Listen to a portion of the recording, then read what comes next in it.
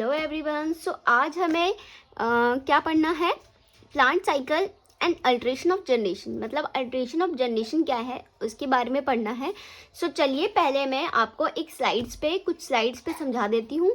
ठीक है, कुछ स्लाइड्स मैंने इसमें खुद से लिखी हुई है एंड उसको जोड़ रखा है। उसमें मैंने आपको alteration of generation and haplontic diplontic क्या होता है, हैप्लोडिप्लॉन्टिक क्या होता है वो भी समझाया है। देन वो स्लाइड्स हम अगर समझ लेते हैं तो हमें alteration of generation almost clear हो जाएगा। ठीक है, एंड देन हम एनसीईआरटी की रीडिंग करेंगे और ये लाइन बाय लाइन समझेंगे एंड ये वाला डायग्राम भी समझेंगे। सो चलिए पहले उस स्लाइड्स को समझ लेते हैं, देन हम इसको फिर से स्टार्ट करते हैं। प्लांट की लाइफ में दो अलग अलग फेज़ आते हैं और ये दोनों एक दूसरे के बाद बार बार रिपीट होते रहते हैं। इसी को अल्ट्रेशन ऑफ जनरेशन कहते हैं। सो चलिए क्या होता है अल्ट्रेशन ऑफ जनरेशन हम समझ लेते हैं क्लियरली। आपने देखा है ना, कभी प्लांट सीड्स बनाता है और कभी स्पोर बनाता है, यही साइकिल है। तो ये साइकिल कैसे है वो देख लेते हैं। प्लांट के लाइफ साइकिल में कभी सेल के पास क्रोमोसोम का सिंगल सेट होता है यानी कि एन, और कभी डबल सेट होता है यानी कि 2n। ठीक है, एन का मतलब होता है हैप्लॉइड एंड 2n का मतलब होता है डिप्लॉइड। गैमेटोफाइट एन वो जनरेशन है जो गैमेट बनाती है एंड स्पोरोफाइट 2n वो जनरेशन है जो स्पोर बनाती है। तो आगे समझते हैं क्या होता है। सबसे पहले गैमेटोफाइट एन होता है। गैमेटोफाइट माइटोसिस से गैमेट बनाता है यानी कि स्पर्म और ओवम। ठीक है, तो स्पर्म और ओवम जब मिलते हैं तो क्या बनता है, आपका फर्टिलाइजेशन होता है। स्पर्म और एग मिलते हैं तो जो कि जाइगोट बनाता है और जाइगोट 2n होता है। जाइगोट ग्रो होकर स्पोरोफाइट 2n बनाता है। स्पोरोफाइट मियोसिस करके स्पोर बनाता है। स्पोर जर्मिनेट होकर गैमेटोफाइट बना देता है। अब ये साइकिल बार बार रिपीट होती रहती है अल्ट्रेशन ऑफ जनरेशन में। तो यही है बेसिकली आपका अल्ट्रेशन ऑफ जनरेशन। यही है अल्ट्रेशन ऑफ जनरेशन। जब गैमेटोफाइट स्पोरोफाइट बारी बारी से आते हैं इसे अल्ट्रेशन ऑफ जनरेशन कहते हैं। ठीक है, और कुछ इंपॉर्टेंट पॉइंट है जो हमें समझना है। तो ये आपका इंपॉर्टेंट पॉइंट, गैमेटोफाइट यानी कि गैमेट बनता है, स्पोरोफाइट यानी कि आपका स्पोर बनता है। ठीक है, तो गैमेटोफाइट से गैमेट एंड स्पोरोफाइट से आपका स्पोर बनता है। अब हैप्लॉन्टिक का क्या मतलब होता है? हैप्लॉन्टिक यानी कि गैमेटोफाइट स्टेज जो है आपका डोमिनेटिंग होगा यानी कि ज़्यादा होगा, और स्पोरोफाइटिक आपका स्टेज इसमें छोटा होगा जिसमें आप जाइगोट आपका बनता है स्पोरोफाइट में।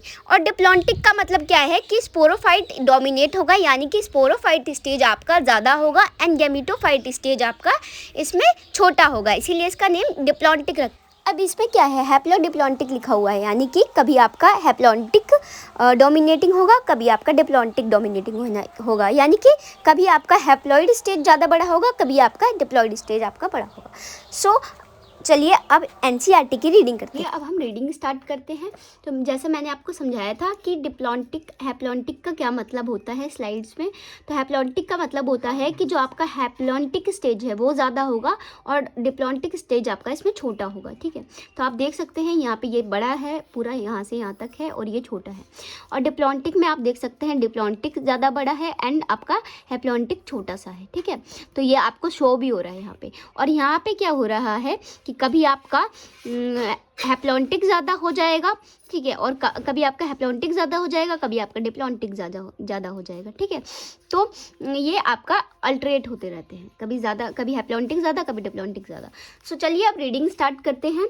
ठीक है, plant life cycle and alteration of generation. In plant both haploid and diploid cell can divided mitosis. ठीक है, तो क्या बोल रहा है कि जब हम प्लांट में देखते हैं तो जो हमारे हैप्लॉइड और डिप्लॉइड सेल है दोनों के दोनों आपका क्या करते हैं, डिवाइड करते हैं माइटोसिस से। ठीक है, this ability lead to formation of, यही एबिलिटी है जो कि डिफरेंट प्लांट बॉडी बनाता है। ठीक है, जैसे कि haploid plant body and diploid plant body. ठीक है, और क्या लिखा हुआ है, द हैप्लॉइड प्लांट बॉडी, जो आपका हैप्लॉइड प्लांट बॉडी होता है वो क्या करता है, गैमेट प्रोड्यूस करता है बाय माइटोसिस। जब माइटोसिस होता है हैप्लॉइड प्लांट बॉडी में तो गैमेट्स बनता है। ठीक है, दिस प्लांट बॉडी, ठीक है, इसी प्लांट बॉडी को हम रिप्रेजेंट करते हैं गैमेटोफाइट से। ठीक है, यही बोल रहा है। फ्लोइंग फर्टिलाइजेशन, जब फर्टिलाइजेशन होता है तो zygote also divided by mitosis ठीक है, तो जब फर्टिलाइजेशन होता है, फर्टिलाइजेशन यानी कि जब स्पर्म और एग मिलते हैं तो जाइगोट बनता है। ठीक है, फर्टिलाइजेशन होकर जाइगोट बनता है और जाइगोट भी डिवाइड करता है। जब उसमें माइटोसिस होता है तो वो क्या करता है, जाइगोट डिवाइड करके एक स्पोरोफाइटिक प्लांट बॉडी बना लेता है। ठीक है, और ज़्यादा सेल बनाता है जाइगोट और स्पोरोफाइटिक प्लांट बॉडी बना लेता है। ठीक है, फिर उसमें से क्या करते हैं, स्पोर निकलते हैं। तो हैप्लॉइड स्पोर निकलते हैं। क्यों हैप्लॉइड स्पोर कब निकलते हैं, जब उस स्पोर में मियोसिस होता है।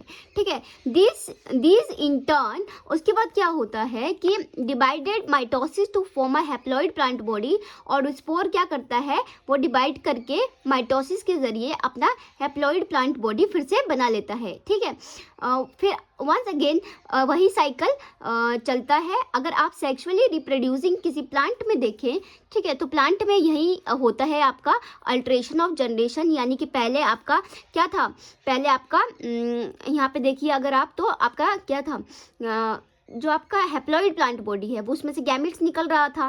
ठीक है, जिसको हम गैमेटोफाइट से रिप्रेजेंट कर रहे थे। ठीक है, यानी कि पहले गैमेटोफाइट हुआ, फिर उसके बाद स्पोरोफाइट बॉडी आई, फिर गैमेटोफाइट आया। तो इसी चीज़ को हम अल्ट्रेशन ऑफ क्या बोलते हैं, अल्ट्रेशन ऑफ जनरेशन बोलते हैं। ठीक है, तो आपको आई थिंक क्लियर हो गया होगा अल्ट्रेशन ऑफ जनरेशन क्या है। ठीक है, तो ये चीज़ इंपॉर्टेंट है, ये मैंने आपको स्लाइड्स में भी समझाई थी।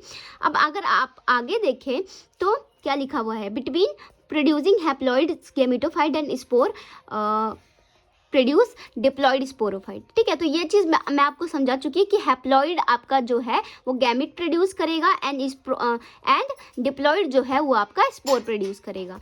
ठीक है, अगर हम आगे देखते हैं तो क्या लिखा हुआ है, how ever different plant groups, और डिफरेंट प्लांट ग्रुप्स हैं जो कि आपको बताते हैं कि और ज़्यादा अलग अलग पैटर्न शो करते हैं। ठीक है, तो कौन कौन से पैटर्न्स हैं यहाँ पे, 1 2 3, तो 3 पैटर्न्स दे रखे हैं। सो चलिए उसको भी समझ लेते हैं। ठीक है, चलिए फर्स्ट वाला समझते हैं। Sporophytic generation is represent only one cell zygote.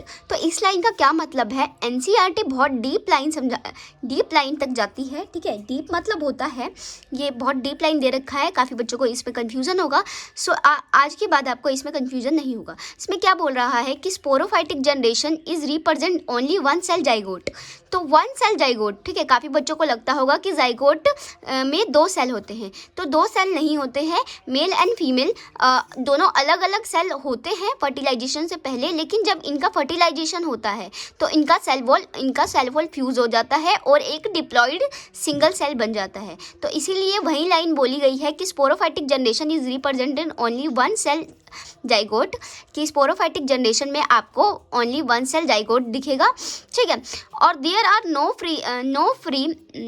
Free living sporophyte. इसका क्या मतलब है कि जो आपका हैप्लॉन्टिक जो है ये लाइफ साइकिल, इसमें आपका स्पोरोफाइट जो होगा वो बहुत कम समय के लिए ही होगा। ठीक है, ज़्यादातर आपका हैप्लॉन्टिक स्टेज ही होगा। Meiosis in the zygote result in formation of haploid spore. तो क्या बोल रहा है कि जब जाइगोट में मियोसिस होता है तो आपका हैप्लॉइड स्पोर निकलता है। The haploid divide mitotically and form the gametophyte dominating. ठीक है, तो क्या बोल रहा है कि जब हैप्लॉइड डिवाइड करता है माइटोटिकली तो क्या आपका बनता है, गैमेटोफाइट जो है आपका डोमिनेटिंग बन जाता है। गैमेटोफाइट डोमिनेटिंग बनना यानी कि आपका हैप्लॉइड स्टेज जो है वो ज़्यादा देर तक रहता है एंड डिप्लॉइड आपके कम समय के लिए रहता है।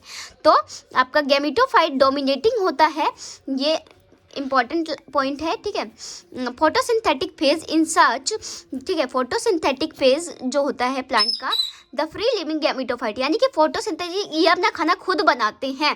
ठीक है, दिस काइंड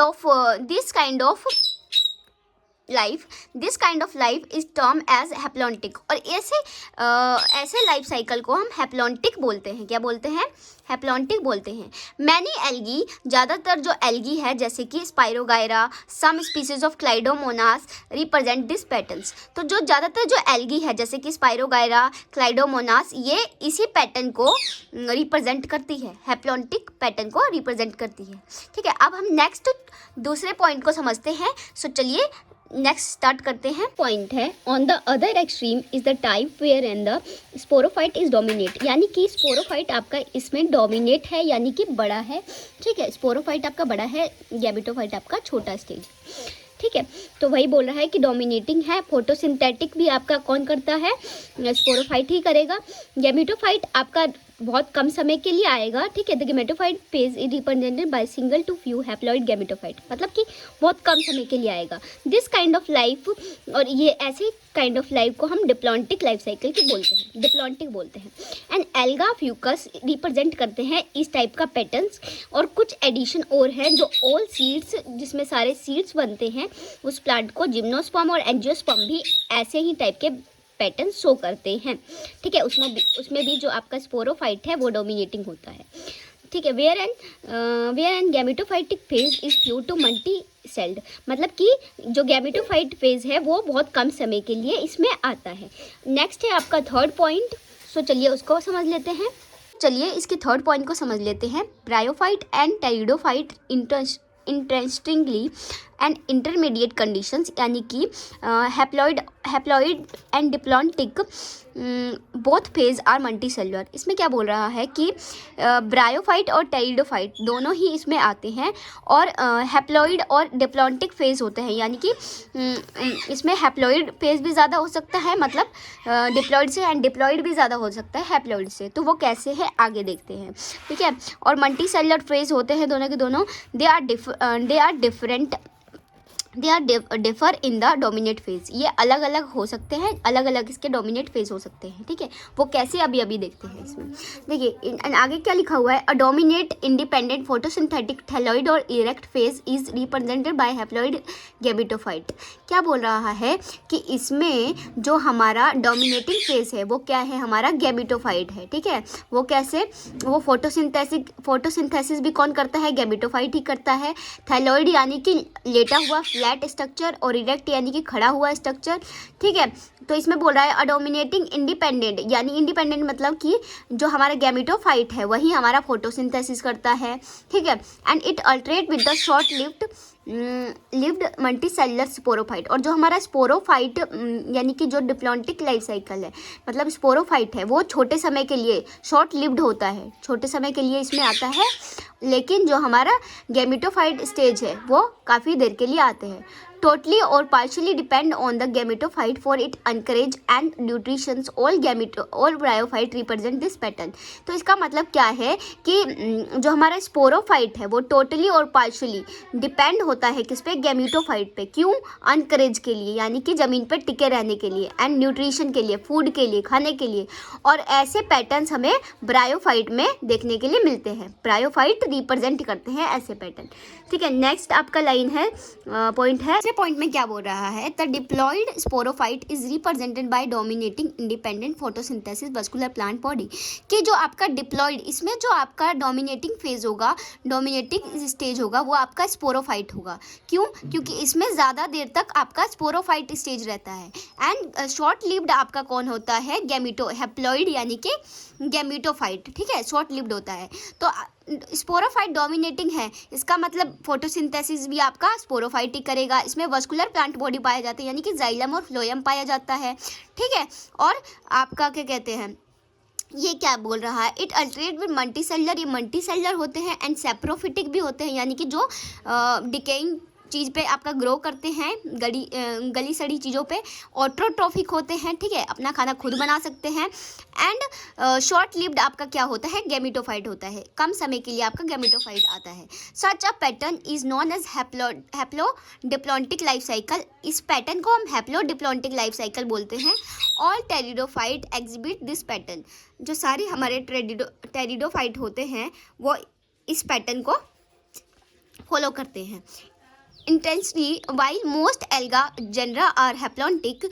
अगर हम यहाँ पे देखें तो जो हमारे एल्गा होते हैं, यानी कि जनरा जो होते हैं वो हमारे हैप्लॉन्टिक होते हैं। Some of them such as Ectocarpus, Polysiphonia, kelps are haplodiplontic. लेकिन जो हमारे एक्टोकार्पस है, पॉलीसिफोनिया और कैल्प्स हैं, ये आपके हैप्लोडिप्लॉन्टिक होते हैं। फ्यूकस और एल्गा आपका डिप्लॉन्टिक होता है, ठीक है। तो आपको alteration of generation and plant life cycle clearly समझ आया होगा। अगर समझ आया है तो वीडियो को लाइक करें, चैनल को सब्सक्राइब करें एंड कमेंट करें।